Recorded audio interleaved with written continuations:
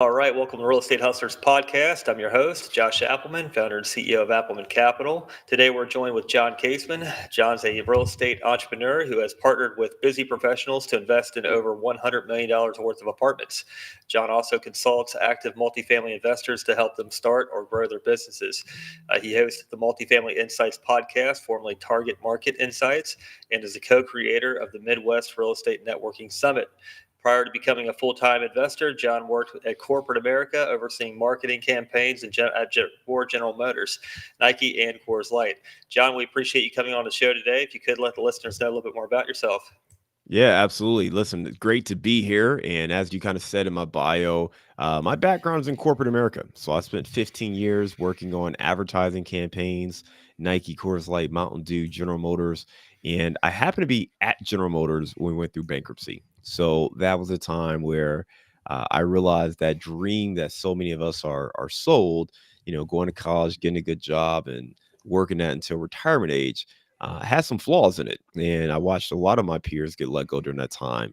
And two things happened. One, I felt very empathetic for those folks who were impacted by the job loss.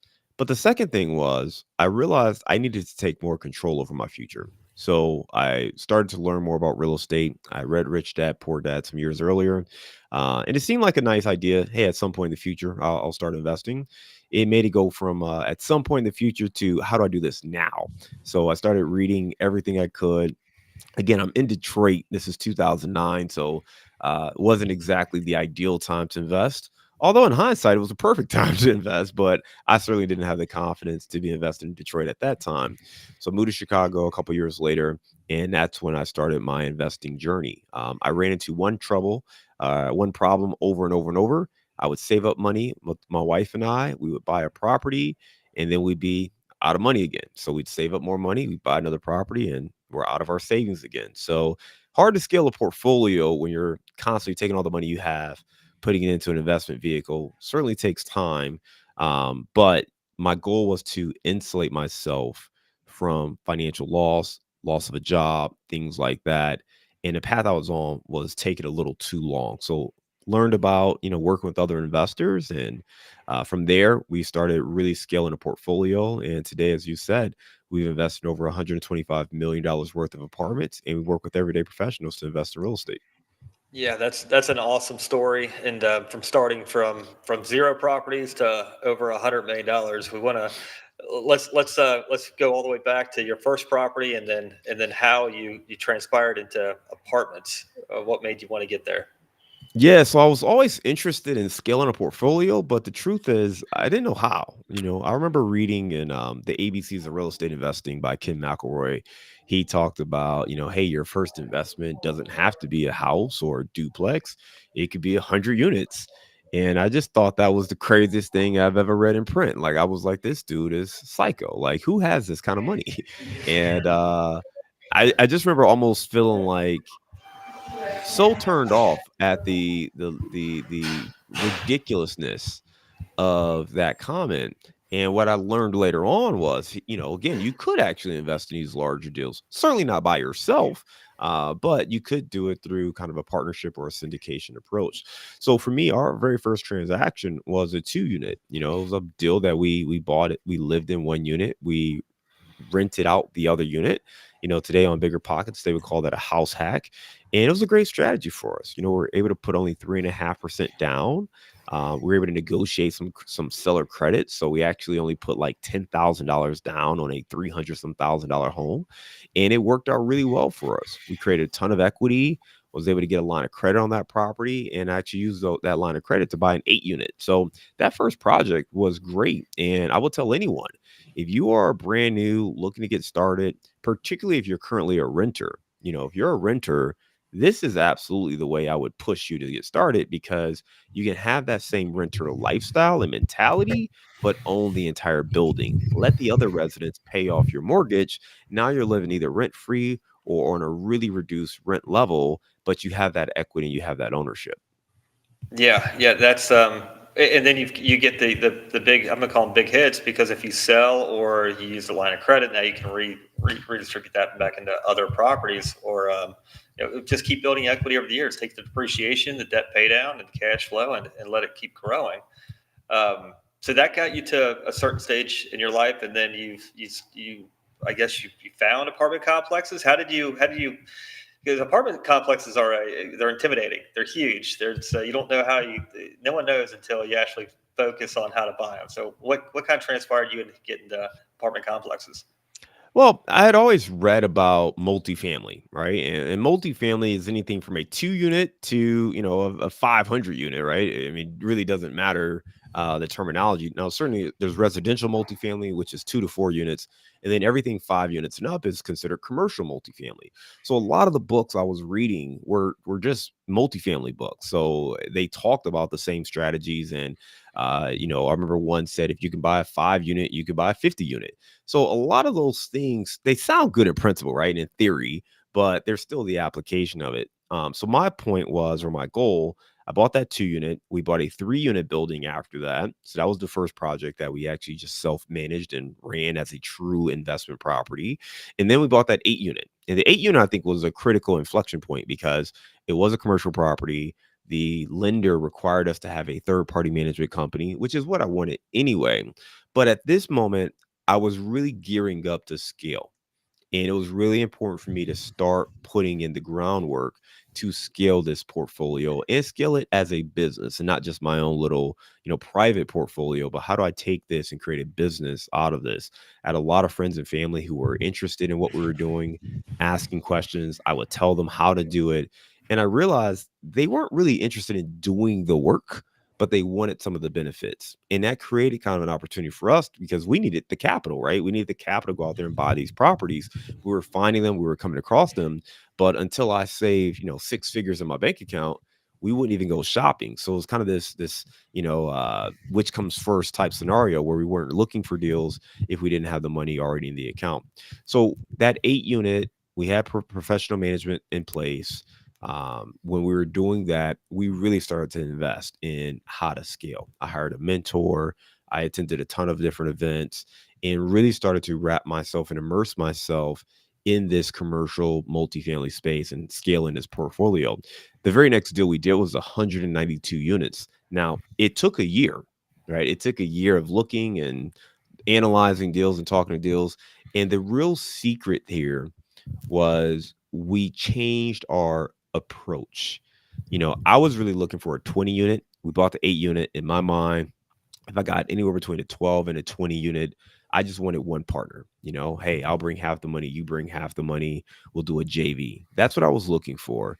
What I didn't anticipate was that it was going to be much harder to find a 12 to 20 unit where the deal made sense with me giving away half of the profits or close to half of the profits. And I was actually looking almost too small, right? It was almost too small to do that. Or I needed a deal that was more distressed, where it needed a lot more work, where we could create that value down the road. But going larger, well, pretty much when you get into that space, everyone is buying based off of the cash flow returns and the appreciation upside. So the models may be a little bit different, but it's not the same as, again, a 12 unit where one guy might buy it and all the profits are going to their pocket, or they might just be buying it for tax purposes. So going bigger, but then also going with partners. We didn't find this deal. Another group found the deal. We got to know this group over time. And when they came across it, we just had a conversation. And I actually asked them, I said, hey, we've been looking for a deal and haven't been able to find one that fits what we're looking for. I have people in my life that I'm looking to help. And if I can't help them, they're not going to get the help. So I need to be flexible on how we serve them. So if you have an opportunity, I would love to see if maybe there's a way for us to partner. And that kind of led us down a path where we could partner with other investors while still doing our own deals as well. I think you just hit a key point. Like the circles that you surround yourself with, you're privy to deals that other people they will never see. They'll never see the transaction being made. And coming in with a deal with John, you've got access to those deals that have better returns than anything you'd find out there on the market, because these are groups, these are operators that need capital. They need a group to come together to take them down, and I say take down to acquire them in order for the business plan to get executed. But you've got access to deals that others just do not, and that's just a part of being in the loop and being having years of experience like you do, um, and you help other people along the way getting in there. It's very cool. Yeah. Um, what would be the best way for somebody out there who's wondering how to get started in apartment investing? How would you suggest that they get started? Yeah, listen, I think there are three different approaches if you want to get started, and specifically if you want to scale an apartment investing business, right? So the first way is a little bit of a longer, slower way, right? It's kind of the path that I took. Start small and just go a little bit bigger each deal. For me, it was a 2 unit, then a 3 unit, then an 8 unit, then a syndication deal. We were partners, right? So we were a general partner, but we weren't the lead operator. Then the next deal was a larger JV, and then we did a deal where we were the lead operator. So you can certainly take that path. That took us a number of years to scale, but you can certainly take that path. Another route you may want to look at is partnering right away. And there are two different ways to partner. One is going to be through a JV, right? Find a deal. If you have money, if you have experience, find someone who has that thing you're missing, partner up with them and take down those deals together. That's a great way to get started. It's a great way to have somebody who can maybe help you stay both accountable, but also help to maybe be a strength in areas where you otherwise might have a weakness. So that's one way is doing a JV. And the third way, and this is a little different, is I would tell you to look at a syndication deal because within a syndication, you can invest passively and you can earn while you learn. When you don't have that experience or that knowledge and you're starting out, you just simply don't know what you don't know. So if you can invest with a more experienced group and operator, use that as an opportunity to learn for yourself, put your money to work, but gain real experience. From there, you can now pivot if you want to stay in a large syndication space. You can pivot to the general partnership side, or you can just break off and now do your own deals. I think one of the scariest ways of going about it is going after a large deal, using all the money you've got saved by yourself with no one else on the team that has experience other than maybe your property manager. The reason is you're going into the deal as the key decision maker with zero experience. It's all of your capital at risk, and you're really setting yourself up for, I don't want to say failure, but you're setting yourself up where you have not put the right people in place to help protect you. And it's not that you want other investors for their money, but they're going to point out things.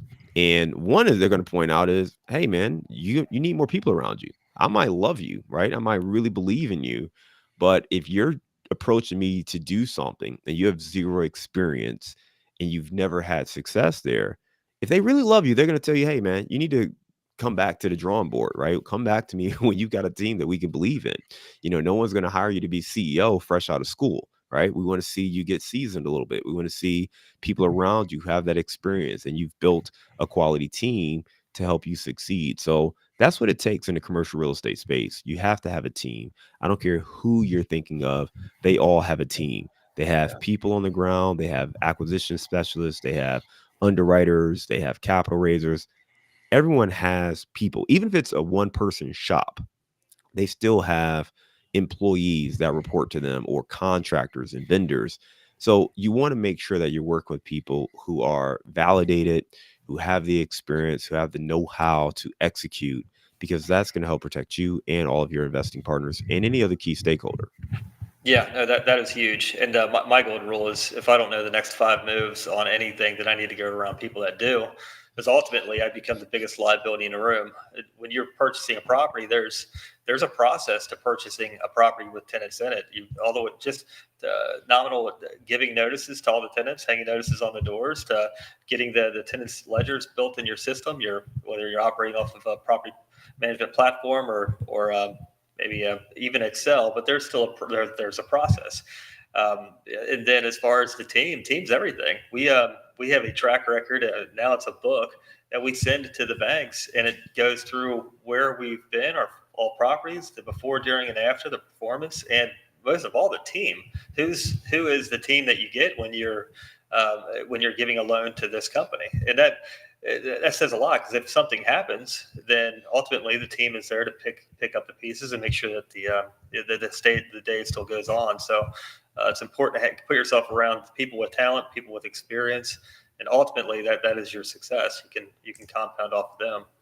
Uh, and you answered that perfectly as far as a team. Team's everything. How would a corporate professional, how would you suggest that they should invest in multifamily? Because they're busy, they've got their own life going on, but they want to get in real estate. Do they just stop doing what they're doing and get into real estate? I hope not. Listen, uh, real estate can get, be very intriguing, right? When you start reading about it, you're learning about it. It's exciting, if it's exciting, I want you to, embrace that excitement, but don't throw away everything you're doing to go full in on real estate.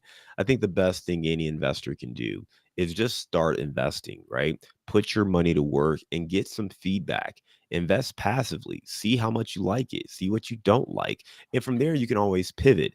If you jump in and you're an active investor, you're responsible for everything. And if you realize that's not really what you want, it's kind of too late. You can't back out of that without selling the asset. So invest passively first, because what's really important for you is to figure out, do you love what real estate can deliver for you, or do you love the process of managing and owning real estate? Most people do not actually love owning real estate. They just love the perks of being a real estate investor. And you have to make that distinction for yourself. Are you comfortable talking to contractors? Are you comfortable taking those, 2 a.m. phone calls from tenants where their units are leaking and they have these issues and going on? Are you comfortable showcasing vacant units and showing them on the weekends? You got to ask yourself, do you really want to do the landlord task, or do you just want the perks that come with it? And be clear, because so many people get interested in being a real estate investor, especially like on bigger pockets and things like that. And they get into it and they realize that this dream and vision of financial freedom and time freedom and all of this great stuff, they don't really have that. What they have is a second job. And if you already have a primary job, most of us do not want to sign up for a second job.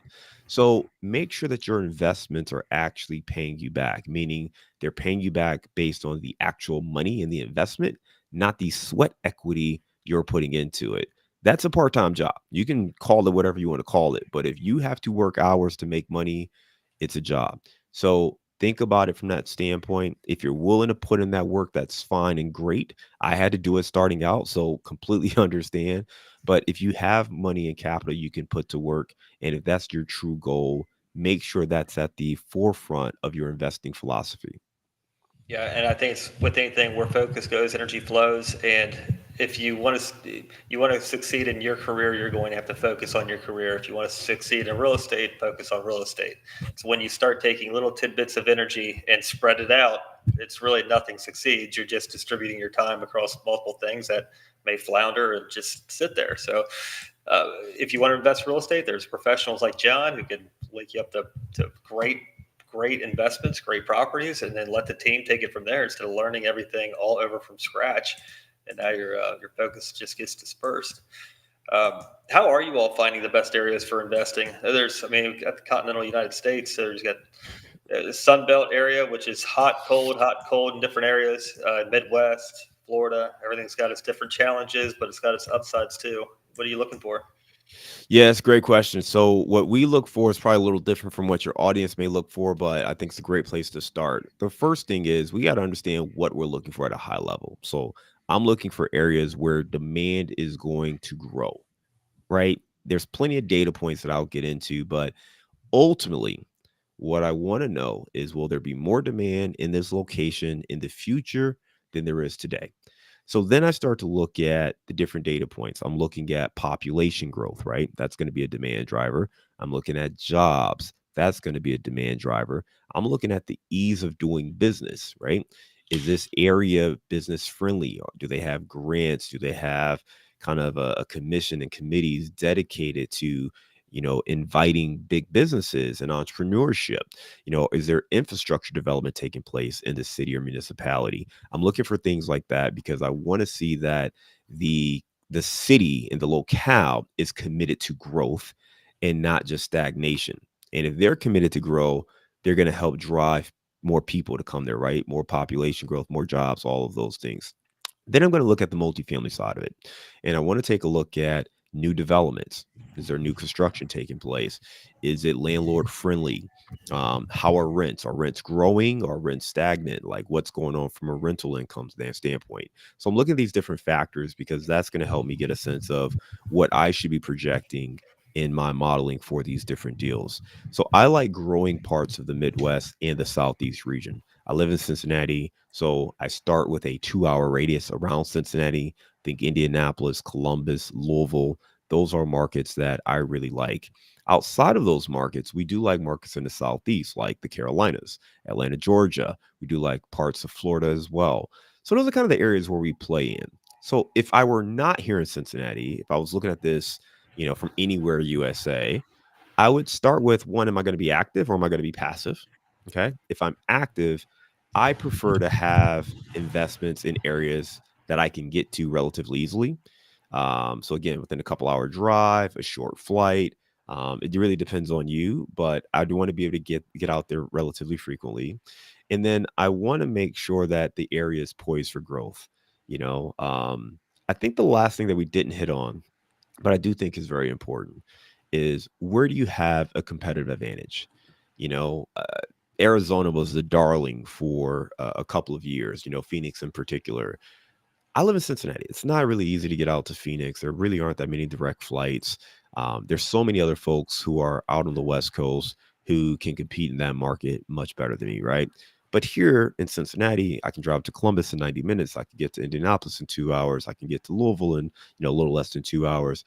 I have a little bit more of a competitive advantage in these markets. So I always like to think of it from that standpoint as well. It's like, yes, I could chase deals wherever, but where can I really hone in on relationships and get a little bit of a competitive edge? Yeah, that is huge. That's I would add to that right now is property taxes. There are some municipalities, And townships, insurance. and insurance, and I think the Midwest we've been kind of insulated from insurance costs, and Yep. I think we still are. I think that there's ways of hedging insurance on the rise, which I think if you're with the same, I don't want to get an insurance cost, but tax property taxes can be absolutely incredible when there is a sale. Um, and I say that because you might have a property that is within an hour of each other. One property could be, call it 17,000 a year, and the other property jumps up to over $100,000 a year. So you need to watch the millage rates and the percentages because that's got to plug into your underwriting before you make the purchase. If not, you've got to hire consultants and people to help balance out the property, make it make sense. But I think that's one of the biggest things that almost gets missed on underwriting. Uh, but it all goes into it for sure. The areas, job growth, population demand. I mean, it is. There's a lot of things to take into consideration. Um, when you've identified a great area, great property, everything's just checking boxes. How do you attract investors and raise capital for that? Yeah, it's a great question. So, first of all, I think we're always looking to attract capital. And what I mean there is we have to be letting people know what we do. If you're in this business to help others, you have to let them know what it is you offer. So, for us, it's about sharing our story, sharing how we help people, how they can invest in commercial apartments without being the landlord themselves, and really helping them understand what to expect. So, for us, it starts with education, having a conversation with people, showing them what it is that we do, showing our track record, how we've exited 6 deals, how we have an average IRR over 19% on those deals, and how we look to mitigate risk on these opportunities. If someone else is starting out and maybe they don't have that track record, I tell them that there's really 3 C's when it comes to attracting capital. That first C is going to be confidence. Confidence comes from preparation. You got to put in the work. You either have a track record or you have other things you can rely on that help you build that confidence. So for me, on that first deal, before I had a long track record in real estate, I did have some real estate experience, so I could highlight that. But beyond that, I had my corporate experience. I had overseen $100 million advertising budget. I oversaw 7 different agency partners.